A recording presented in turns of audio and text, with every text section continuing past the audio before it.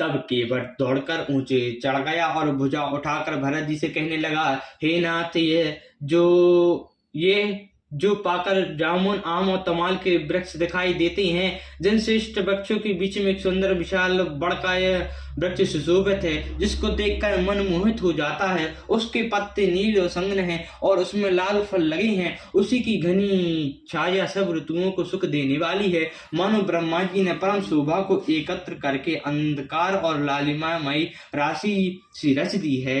हे गोसाई, वे यह वृक्ष नदी के समीप है, जहाँ श्री रामचंद्र की पर्णकुटी छाई है। वहाँ तुलसी के बहुत से सुंदर वृक्ष सुशोभित हैं, जो कहीं कहीं सीता जी ने और कहीं श्री लक्ष्मण जी ने लगाए हैं। इसी बड़ की छाया में श्री सीता जी ने अपने कर कमलों से सुंदर वेदी बनाई है, जहाँ बैठे मुनिगण सहित रामानत सिया राम, सुजान सिया राम, सुनई कथा इतिहास सब रामा, अगम निगम पुराण सिया रामा। जहाँ सुजान श्री सीताराम जी मुनियों के वृंद समेत बैठकर नित्य शास्त्र, वेद और पुराणों के सब कथा इतिहास सुनते हैं।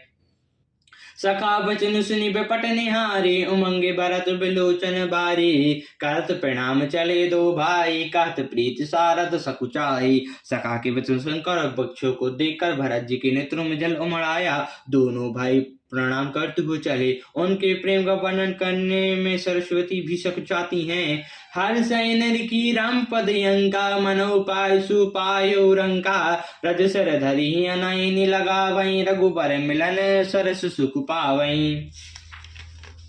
देखत भरत गति अकत अतीवा, प्रेम मगन मृग खग जड़ जीवा, सखिन सनह विवश मग भूला, कहीं सुपंत सुर बरसई फूला, निरकी सिद्ध साधक अनुरागे, सहज स्नेह सराहन लागे। होत न भूतल भयो भरत को, अचर सचर चर अचर करत को। श्री रामचंद्र जी के चरण चिन्ह देखकर दोनों भाई ऐसे सुशोभित हैं, मानो दरिद्र पारस पा गया हो। वहां की रच को मस्तक पर रखकर हृदय में और नेत्रों में लगाते हैं और श्री रामचंद्र जी के मिलने के समान सुख पाते हैं। भरत जी की अत्यंत अविश्वसनीय दशा देखकर वन के पशु पक्षी और जड़ जीव प्रेम में मग्न हो गए। प्रेम के विशेष वश होने से सखा निषाद राज को भी रास्ता भूल गया।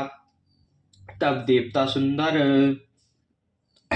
रास्ता बतलाकर फूल बरसाने लगे। भरत के प्रेम की इस स्थिति को देखकर सिद्ध और साधक लोग भी अनुराग से भर गए और उनके स्वाभाविक प्रेम की प्रशंसा करने लगे कि यदि इस पृथ्वी पर भरत का जन्म न होता तो जड़ को चेतन और चेतन को जड़ कौन करता। प्रेम अमव मंदर प्रभुरा